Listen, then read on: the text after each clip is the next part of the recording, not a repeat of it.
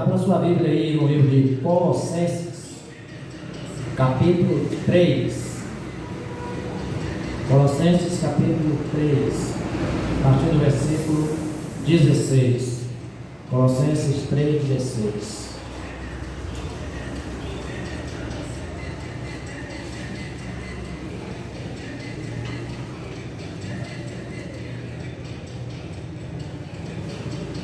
Em uma continuidade de entendimento a respeito de relacionamento cristão, nós vamos tratar hoje aqui de um assunto que fala, que traz em destaque a questão da instrução. Colossenses 3,16, o versículo ele começa dizendo assim: a palavra de Cristo habite em vós abundantemente em toda a sabedoria, ensinando-vos e aconselhando-vos uns aos outros com salmos, hinos e cânticos espirituais, cantando ao Senhor com gratidão em vosso coração. E tudo que fizerdes por palavras ou por obras, fazei-o em nome do Senhor Jesus, dando por ele graças a Deus Pai. Versículo 18 diz: mulheres, sede submissas ao vosso próprio marido, como convém ao Senhor. Maridos, amai cada um a vossa mulher, e não a trateis asperadamente. Filhos, obedecei em tudo os vossos pais, pois isso é agradável ao Senhor. Pais, não irriteis os vossos filhos, para que não desanimem. E servos, obedecei em tudo aos vossos senhores, segundo a carne, não servindo só na aparência, como para agradar aos homens, mas em simplicidade de coração, temendo a Deus. E tudo o que fizerdes, fazei de todo o coração, como ao Senhor e não aos homens. Amém? A palavra de Deus, ele nos traz uma perspectiva e um assunto importante, que é a questão da instrução. A instrução, ela é um mandamento de Deus. O versículo 16, ele vai começar dizendo: a palavra de Cristo habite em vós abundantemente.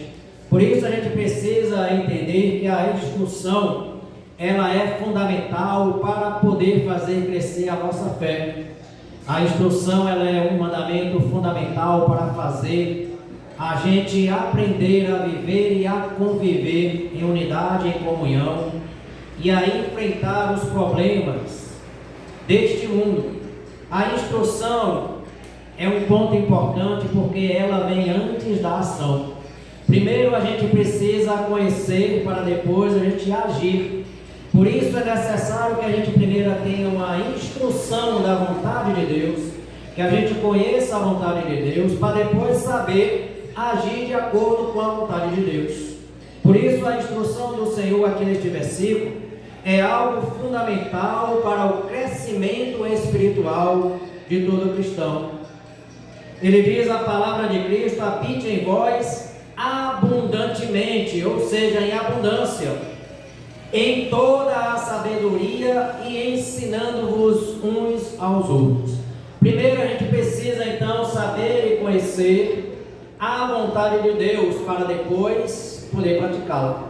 A instrução, ela deve ser dada e ela deve ser recebida, ou ela deve ser compartilhada primeiro com sabedoria e com conhecimento. O conhecimento é a ciência, o conhecimento é a forma de você absorver, de você ler, de você meditar, de você, vamos dizer, decorar, cravar, memorizar a palavra do Senhor. Isso é conhecimento. Então a instrução vem pelo conhecimento, mas a instrução também vem pela sabedoria, pois sabedoria e conhecimento são coisas diferentes. Há pessoas que têm muito conhecimento, mas sabedoria nenhuma.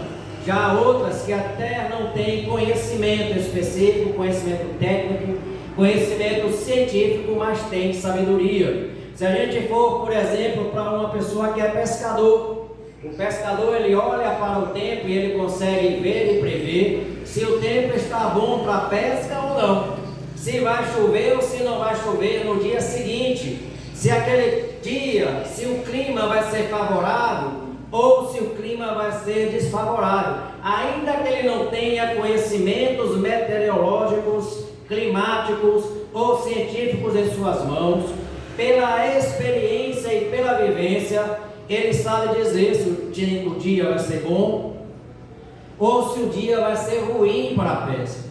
Assim acontece também com o caçador, aquele que adentra e entra na mata para fazer a sua caça, ou o homem de uma zona rural.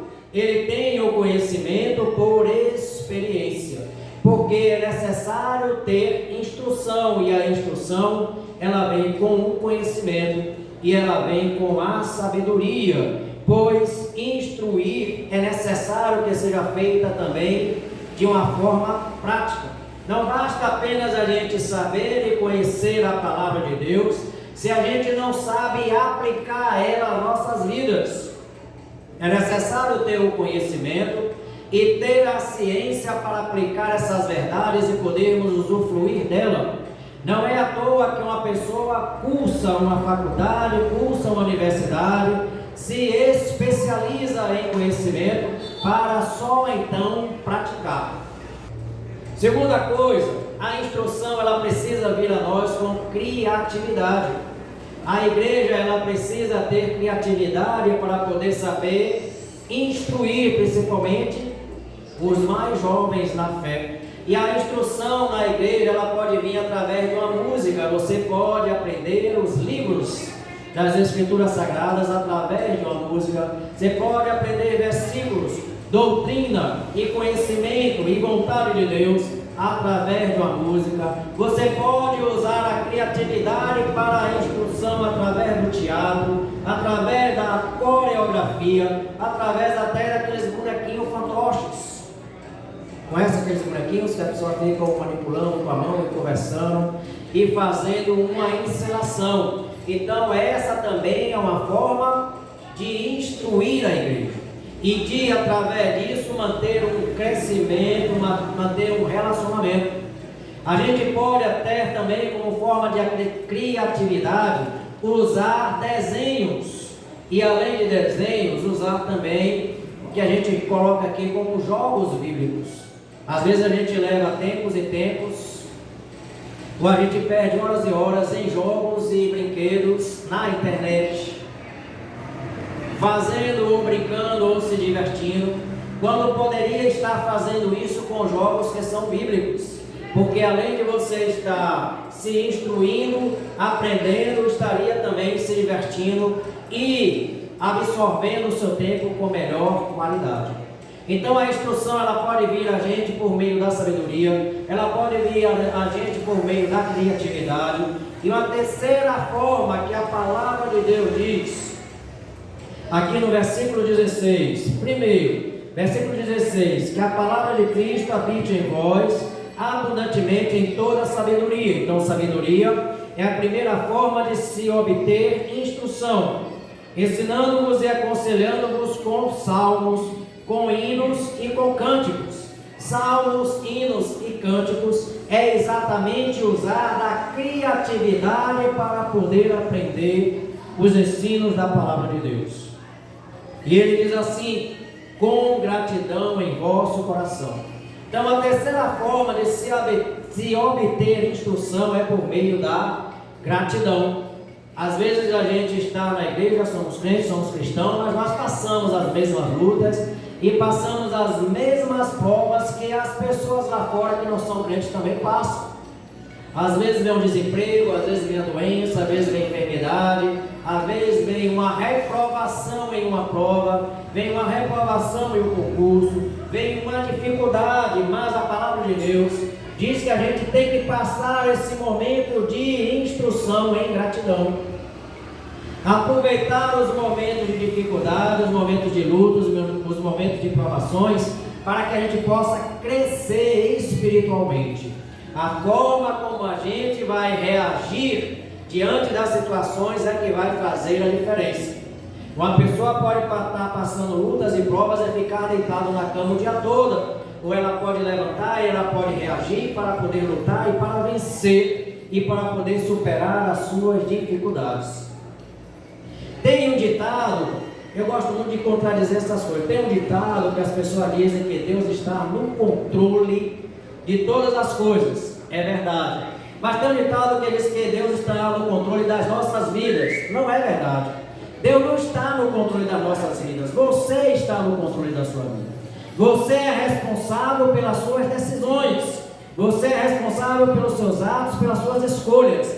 Deus está no controle das situações, porque qualquer situação Ele pode mudar para ser favorável ou não ser favorável. O homem ele não pode se eximir da sua responsabilidade, dizendo que Deus está no controle da vida dele. Ele pode sim abrir oportunidades, abrir portas, porque o controle das situações, sim, irmão Henrique, estão nas mãos de Deus. Se o controle da vida de Adão estivesse na mão de Deus, Adão não teria pecado, porque Deus colocou sobre Adão a responsabilidade para digerir e gerir a sua própria vida e as suas próprias escolhas. Assim a gente não pode falar como Adão e dizer, ora, foi a mulher que tu me deste. Porque se a mulher estivesse sob o controle de Deus também, ela não teria tomado aquele fruto que era proibido. Então tire essa ideia da sua cabeça de que Deus está no controle da sua vida. Ele está no controle das situações. Quando o homem se volta para Ele, se volta para o seu caminho e anda dentro dos seus preceitos, anda dentro dos seus mandamentos, anda segundo os seus princípios, aí Deus vai agir para que na sua vida haja prosperidade, haja saúde e haja conquistas e, acima de tudo, vitória.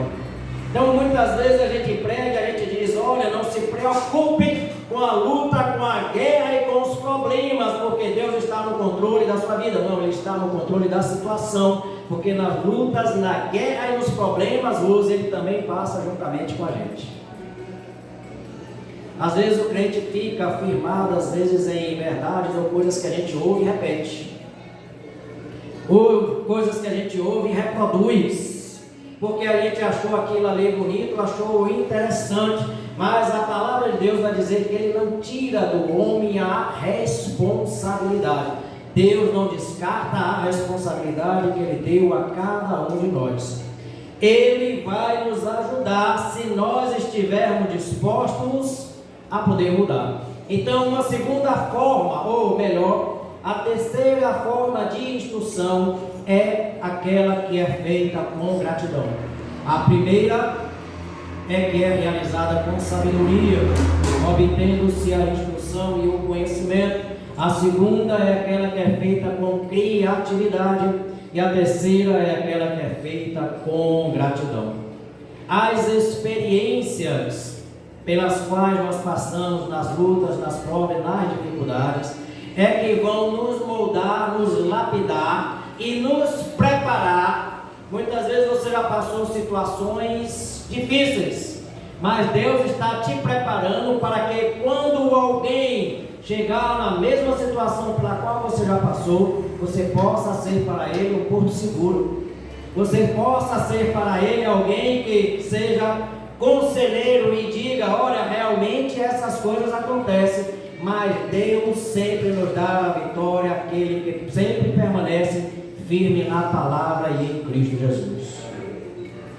O apóstolo Paulo ele vai dizer em Colossenses 3,15, ele diz assim, ó, reine a paz de Cristo em vossos corações, mesmo diante dessas lutas, mesmo diante dessas guerras, mesmo diante dessas provações, a palavra do Senhor vai dizer no versículo Colossenses 3,15, antes ele diz assim, ó, e a paz de Deus para a qual fostes chamados em um só corpo, domine em vossos corações e sede, portanto, agradecidos. A quarta forma da gente aprender, ou da quarta forma da gente ser instruído e instruir outros, é por meio da ação. Nós precisamos instruir as pessoas ou as outras pessoas dando o exemplo com a nossa própria vida. Filipenses 4,9 está escrito, porque também aprendeste, recebeste, ouviste e vistes em mim, isso praticai. O apóstolo Paulo ele está não só dizendo como fazer, porque ele escreve e não diz só e coloca só as instruções nas suas cartas, mas ele vive aquilo que ele prega. E através daquilo que ele prega, daquilo que ele ensina e daquilo que ele dá testemunho, ele diz para os demais: ora, aprendeste tudo aquilo que vocês têm aprendido, recebido, ouvido e visto, então praticai. Essa é uma forma e é um meio de ação, de instrução. Os fariseus, eles cobravam muito dos seus discípulos seguidores, mas eles mesmos não cumpriam aquilo que eles colocavam encargos pesados sobre os ombros dos outros para realizarem, e eles mesmos não cumpriam. Colossenses 3,17 vai dizer que nós devemos fazer tudo em nome do Senhor Jesus. As atitudes, elas devem ser condizentes com alguém que leva esse nome, o nome de Cristo Jesus em seus ombros. E por último, para que a gente possa encerrar, a instrução, ela não vem só com a questão da sabedoria, ela não vem só com a questão da criatividade, ela não vem só com a questão de gratidão, ela não vem só por meio de ações, mas ela deve ser também aplicada no nosso lar. É o que o versículo 18, 19 e 20 está falando. Ele está tratando das nossas ações e dos nossos comportamentos dentro de casa. Primeiro ele traz o conselho para a mulher, depois traz o conselho para o marido, depois traz o conselho para os filhos e traz o conselho para os pais. Ou seja, todos têm a sua responsabilidade e compromisso dentro do relacionamento familiar. Então essas ações que nós vivemos e que são vivenciadas também precisam ser trabalhadas no nosso lar. E por último também no trabalho. Colossenses 3:22 vai dizer: servos, obedecei em tudo aos vossos senhores segundo a carne, não servindo só na aparência como para agradar aos homens, mas em simplicidade de coração, temendo a Deus. O que é que esse texto está querendo nos dizer? Que nós, como cristãos, devemos ser exemplo. Tem muitas pessoas que hoje já não emprestam ao cristão. Tem muitas pessoas que hoje já não empregam cristãos, porque muitos falam, mas não cumprem. Outros matam o tempo. Outros não têm a responsabilidade no trabalho, no serviço. E por isso, o título ou o rótulo que muitos levam de cristão já não traz mais tanta segurança, porque levar o título de cristão não é o bastante, é necessário viver Cristo em nossas vidas. Por isso, não só aqueles que trabalham como cristãos ou prestam serviço a alguém devem fazer com zelo, devem fazer com cuidado, devem fazer não só na aparência, olha o que o versículo 22 diz: não servindo só na aparência como para agradar os homens. É no momento exatamente em que você está só, diante das suas obrigações para com o seu empregador e que ninguém está vendo, que você tem que buscar fazer o seu melhor. Por quê? Porque Deus está vendo. Ele diz: ora, não só para agradar os homens, mas em simplicidade de coração, temendo ao Senhor. Então essa é a mensagem que eu quero deixar hoje para cada um de nós, para que a gente possa refletir que a instrução é um mandamento do Senhor. Nós precisamos crescer no conhecimento e na graça. O Salmo 1 vai dizer: bem-aventurado o varão que não se detém antes tem o seu prazer na lei do Senhor e nela medita de dia e de noite. Então essa é uma forma da gente crescer em conhecimento, em sabedoria e em instrução e viver realmente Cristo em nossas vidas. Amém? Feche suas olhos, vamos orar. Pai, em nome de Jesus, queremos neste momento colocar nossas vidas diante do Senhor, mais uma vez pedir perdão pelas nossas falhas e erros, para que nós possamos a cada dia melhorar, nos qualificar e sermos não só aprendizes, mas também instruir uns aos outros, através das nossas ações, através das ações de graças, através da criatividade, através da sabedoria, do discernimento e através do conhecimento da Tua Palavra. Prepara nossos corações para este restante de semana que haveremos de enfrentar. Guarda as nossas casas, guarda as nossas famílias e dá ordem aos Teus anjos em nosso favor. Recebe, ó Pai, esta oração, pois lhe fazemos em nome de Jesus. Amém. Vamos ter pé. Que o amor de Deus seja derramado sobre nossas vidas e corações. Que a graça preciosa do Senhor Jesus Cristo possa estar sobre nós e os nossos semblantes.